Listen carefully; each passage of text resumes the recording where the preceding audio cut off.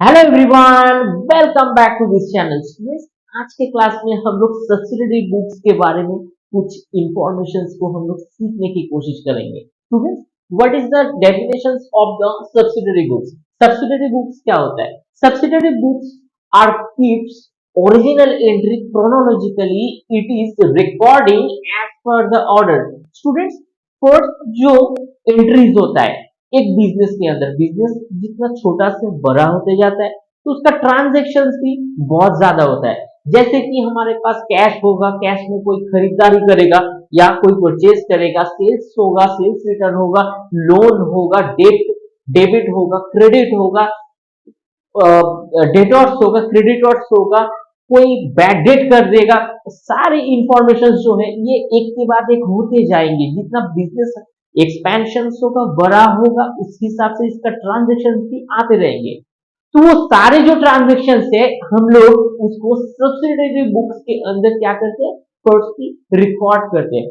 उसके बाद जाके ना उस रिकॉर्डेड किया हुआ जो स्टेटमेंट्स है, जो इंफॉर्मेशन है, जो एंट्री पास किया हुआ एंट्रीज है, उसको हम लोग डिविजन्स में सेगमेंटाइज करते हैं। ठीक है, तो उस हिसाब से हम लोग क्रोनोलॉजिकली क्या करते हैं, उसको हम लोग सारे इंफॉर्मेशन का क्या करते हैं, क्रोनोलॉजिकली एंट्री करते हैं। तो उस एंट्री किया हुआ कुछ सब्सिडरी बुक्स का कुछ टाइप्स हम लोग अभी देखेंगे। Types of subsidiary books. Students, कितने प्रकार का सब्सिडरी बुक्स है? स्टूडेंट्स, जहां तक हम लोग यहाँ पे सिक्स टाइप ऑफ मतलब 6 टाइप का हम लोग यहाँ पे सब्सिडरी बुक्स लिखी, लेकिन इसके बाद भी किया जा सकता है। बिजनेस का जो सिचुएशन है उस सिचुएशन के हिसाब से बुक्स भी बढ़ते जाता है। ठीक है, हम लोग सिर्फ एग्जांपल्स के लिए कुछ बुक्स को हम लोग यहाँ पे लिखे। तो फर्स्ट जो है यहाँ पे कैश बुक। कैश बुक का मतलब क्या होता है? जो सामान आप कैश में बेचे हो। जैसे आपको, आप किसी व्यक्ति को आप 100 रुपए का सामान बेचे हो, तो वो कभी ये नहीं बोल सकता है कि आप 100 रुपए बाद में ले लीजिए या 40 रुपए लीजिए, 60 रुपए बाद में दीजिए, ये सब नहीं चलेगा। आपको अगर 100 रुपए का सामान चाहिए तो you have to pay for that at once in 100 rupees. आपको 100 रुपए पे करना पड़ेगा, उसके बाद ही आपको सामान मिलेगा, क्योंकि as per the transaction cash book में उसी ट्रांजेक्शन को हम लोग लिखते हैं जो एकदम कैश में ट्रांजेक्शन होता है। यानी 100 रुपए का सामान आप 100 रुपए रिसीव किए हो और 100 रुपए का सामान आप अगले को दिए हो, यानी बेच चुके हो। अच्छा, number 2, purchase book. Purchase book का मतलब ये होता है कि आप क्या क्या क्या परचेज करिए हो। आपका एंटरप्राइजेस के लिए भी तो कुछ सामान चाहिए, तो उस बुक के अंदर ये सारे सिचुएशन, सारे सामान का लिस्ट, कब, कहां, कब, कितने यूनिट के अंदर कितना प्राइस था, सारी इंफॉर्मेशन इस परचेज बुक्स के अंदर लिखित तौर पे लिखा जाएगा with amount. Number 3, sales book. Sales book का मतलब आप कितना सामान बेचे हो। फॉर एग्जाम्पल, आप 4 वीक्स के अंदर आप अपना सेल्स को प्रेजेंटेशन करते हो। एक महीना का बाद में, एंड ऑफ द मंथ, आप 4 वीक्स का जो सेशन होता है उस हिसाब से आप देखते हो कितना सामान हम लोगों ने बेची है। ठीक है, तो वो सेल्स बुक के अंदर एवरी वीक का ट्रांजेक्शन का आपको जो डिटेल्स है वो डिटेल्स आपको यहां से मिलेगा सेल्स बुक में। Next, purchase return books. Purchase return books का मतलब क्या होता है? ओके स्टूडेंट्स, चलिए समझते हैं परचेस रिटर्न का मतलब क्या है। परचेस तो समझा, लेकिन परचेस रिटर्न का मतलब क्या होता है?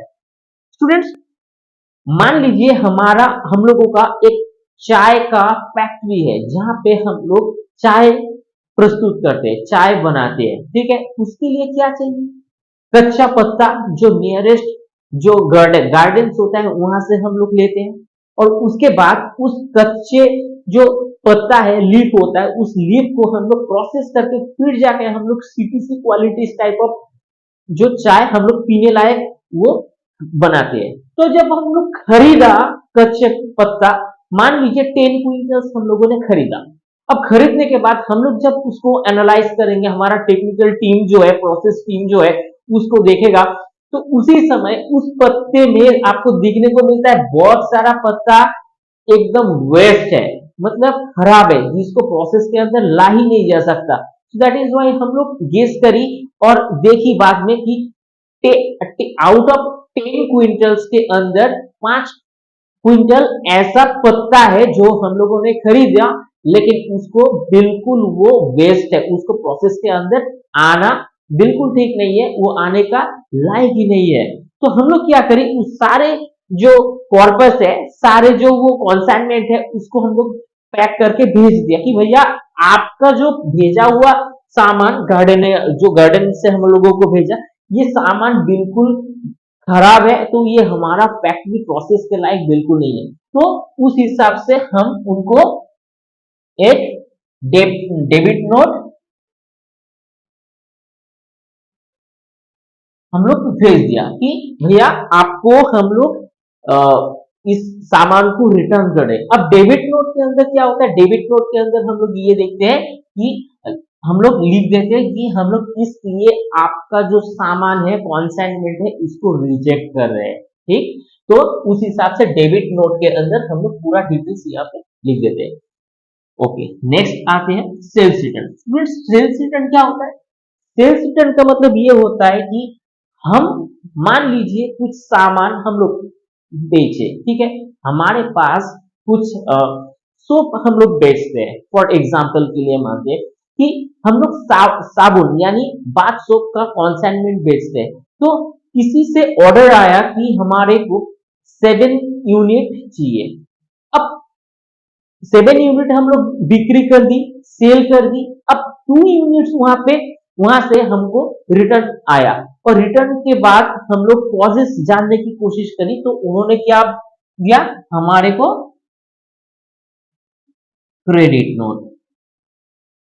क्रेडिट नोट के साथ वो डिटेल्स हमारे जो जो सामान एक्स्ट्रा 2 यूनिट था वो हमें लौटा दिया गया। तो उसमें लिखा गया कि हम लोग सोचे थे कि 7 यूनिट चाहिए था, लेकिन हमारे पास 5 यूनिट से ही ये काफी है, 2 यूनिट एक्स्ट्रा जो है वो नहीं चाहिए। तो दैट इज वाई हम लोग आपको रिटर्न कर रहे हैं। सो दैट इज वाई हम लोग सेल्स रिटर्न बुक में ये क्रेडिट नोट के साथ इसको भी क्या कर देंगे, इसको भी हम एंट्री पास कर देंगे।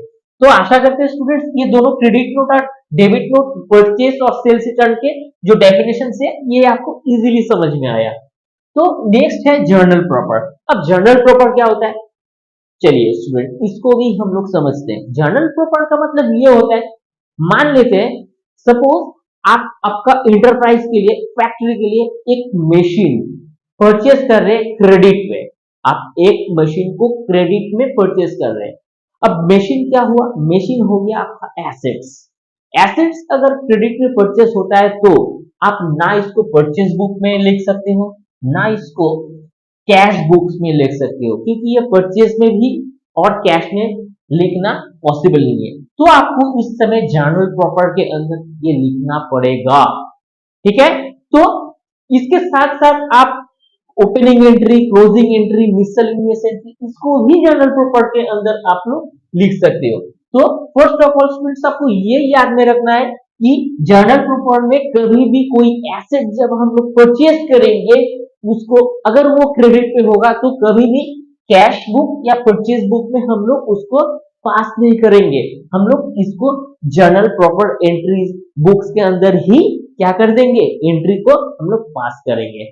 तो students advantages of subsidiary book, students कुछ एडवांटेजेस होगा सब्सिडरी बुक का, चलिए उसको हम लोग देखते हैं।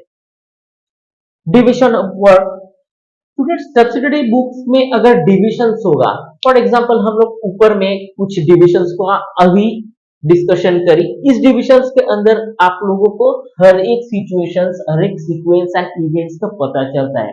नेक्स्ट एफिशिएंसी इंक्रीज, अगर हर एक डिपार्टमेंट पे एक्सपर्ट जो जो सिस्टम्स रहेगा तो ऑब्वियसली ये जो टोटल सिस्टम्स होगा ये बहुत ज्यादा स्ट्रॉन्ग पोटेंशियल्स होगा।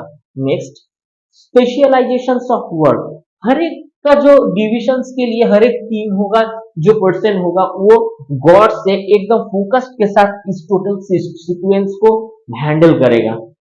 नेक्स्ट इजी टू रेफरेंस, अब किसी भी बुक्स के अंदर मतलब कैश बुक के अंदर अगर परचेस रिटर्न बुक्स होता है तो इजीली इसके साथ कोई कॉन्फ्लिक्ट ना होते हुए भी हम लोग इजीली उस सिचुएशंस को सॉर्ट आउट कर पाएंगे। अगर कुछ हुआ तो इजीली हम लोग रेफर और रेफरेंस कर सकते हैं। इजी फॉर चेकिंग, मान लीजिए जिस समय इस टोटल सिस्टम्स को रिकॉर्ड कर जा रहा है किया जा रहा है या उस ट्रांजेक्शन्स को हम लोग रिकॉर्ड कर रहे हैं, तो उसके ठीक 6 महीने के बाद हम लोगों को कुछ वेरिफिकेशंस करना है, कुछ स्क्रूटनी करना है, ठीक है। तो उस समय हम लोग इजीली चेक कर पाएंगे, किसी भी एक बुक को उठाएंगे जहां पे हमें डाउट्स होगा, तो वहां से हम लोगों को इजीली वो इंफॉर्मेशन मिल जाएगा। Number last, reducing of fraudulence. Actually ये अगर पूरा आपका सिस्टम सही रहेगा, डिसिप्लिन रहेगा, तो कंसिस्टेंसी रहेगा। अगर कंसिस्टेंसी रहेगा तो आपका जो जो टोटल सिस्टम्स में बहुत ज्यादा फेयर रहेगा, इसमें बिल्कुल भी मैल प्रैक्टिसेस करने का कोई स्कोप ही नहीं बचेगा। किसी भी अगर ये इस इस टोटल सीक्वेंस के अंदर, ये फाइनेंस के सीक्वेंस के अंदर किसी भी फिर भी अगर कोई फ्रॉडुलेंस या लॉन्जरिंग करने की कोशिश की, तो आप इजीली इसको चेक कर पाओगे और आइडेंटिफाई करके उसको पकड़ पकड़ के आप उसको लॉ एंड ऑर्डर के सामने लेके खड़ा कर पाओगे। तो ये होता है सब्सिडियरी बुक्स एंड इसका जो स्ट्रिक्ट कुछ प्रिंसिपल है, कुछ सिस्टम्स है, हम लोग मोटा मोटा जानने की कोशिश करी। तो आशा करते हैं स्टूडेंट्स हर एक सिचुएशंस को आप बहुत अच्छे से समझ पाए हो। तो उम्मीद है कि आपको इस वीडियो बहुत अच्छा लगा। अगर वीडियो अच्छा लगता है तो जरूर इसे लाइक शेयर सब्सक्राइब कर देना। अच्छा, मिलते हैं किसी नेक्स्ट क्लास में, तब तक के लिए थैंक यू। और किसी भी डिफिकल्टीज या डाउट्स अगर हो तो आप इसको जरूर कमेंट बॉक्स के अंदर लिखना। मिलते हैं किसी नेक्स्ट क्लास में, तब तक के लिए थैंक यू।